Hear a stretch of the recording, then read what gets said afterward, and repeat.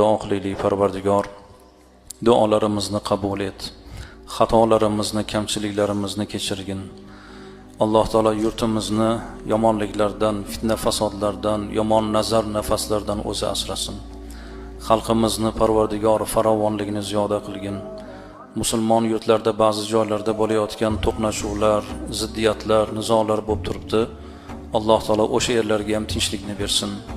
Musulmonlarga ofiyatni bersin. Butun olam tinch bo'lsin. Hech bir go'dak otasidan, onasidan ajramasin.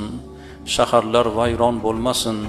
Butun olamga Alloh tinchlikni, yomonlarga insof bersin, yaxshilarga darajat, izzat bersin. Alloh taolo ko'targan qo'llarimizni quruq qaytarmagin. Bizlarni shu dunyoga kelishimizga sababchi bo'lgan otamiz bor, onamiz bor. Parvardigor ziyoda umr ber. O'tgan bo'lsalar rahmat ayla. Jannating bilan mukofot